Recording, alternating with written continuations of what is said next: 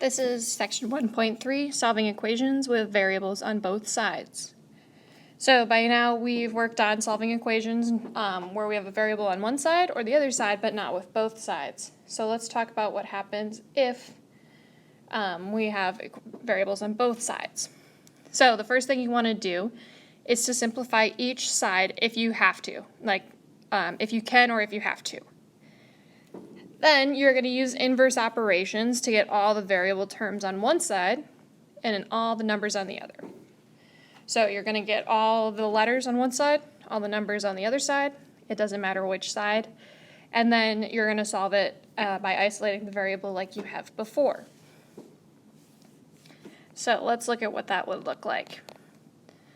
So looking at this first example, so we have 10 minus 4x equals negative 9x. I'm going to look to see if I can simplify either side. So the left side can't be simplified and neither can the right. So I'm going to try to get all the variables on one side and all the numbers on the other side. In this case, it's going to be easier to move the variables to the right side because the right side only has variables. So I'm going to get rid of this minus 4x by adding 4x.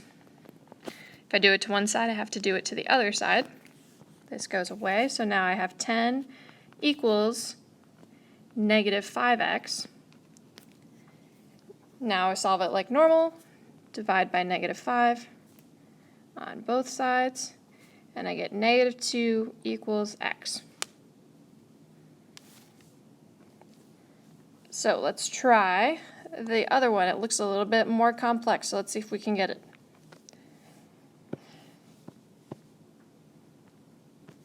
So we have 3 times 3x minus 4 equals 1/4 times 32x plus 56. All right. Simplify both sides. So let's just start with the left side. Forget about the right side for a second. Looks like I'm going to have to use the distributive property or the rainbow. 3 times 3x gives us 9x. 3 times negative 4 is negative 12. Equals, same thing on the other side, we're going to have to use that distributive property. We're going to have 1/4 of 32x is 8x, and 1/4 of 56 is 14. All right, now let's get variables on one side, numbers on the other side. In this case, it doesn't matter which side. It's going to be the same amount of steps either way.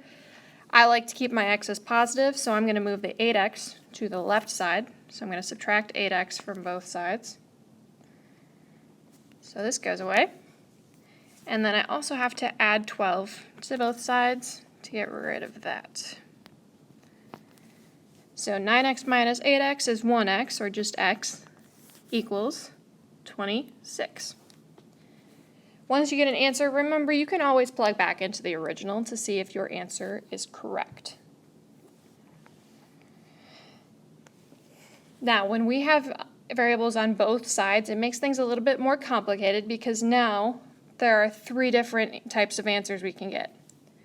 You can get one solution, like we did on the last two. Okay, we got x equals some number. That means we have one solution. You could get no solution. So if you solve it and you get something like 0 equals 5, okay, 0 is not equal to 5, so that means there is no solution. There's no way to make that equation work. Or you could get infinitely many solutions. So if you have a true statement, like 2 is equal to 2, 2 is equal to 2, so that means there are infinitely many solutions. So if you don't get a single solution like you did up here, you need to specify whether you have no solution or infinitely many solutions.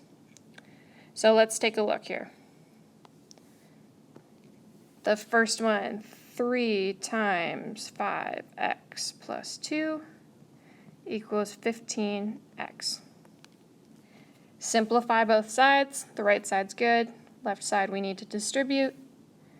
We get 15x plus 6 equals 15x.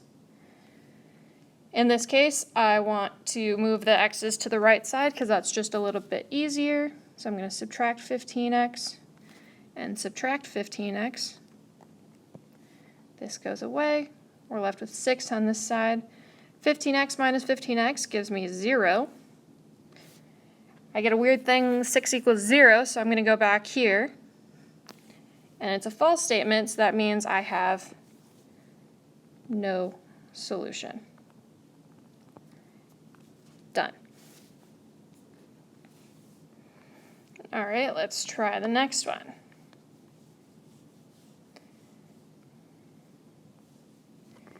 All right, the next one, we have negative 2 times 4y plus 1 equals negative 8y minus 2.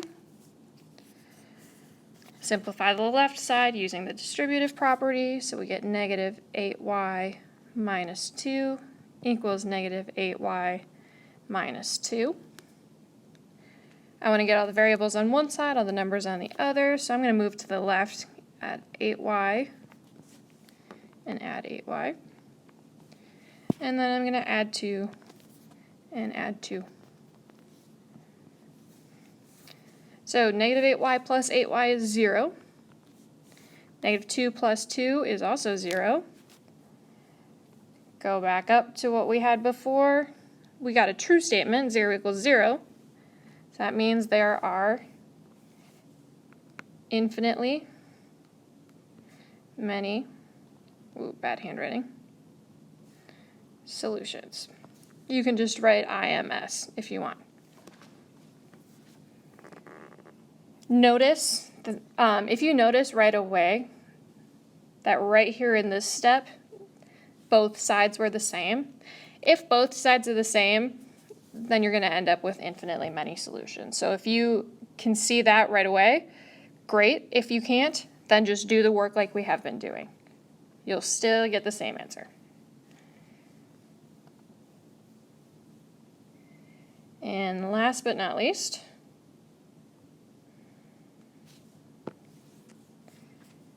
three times 2a minus 2 equals 2 times 3a minus 3.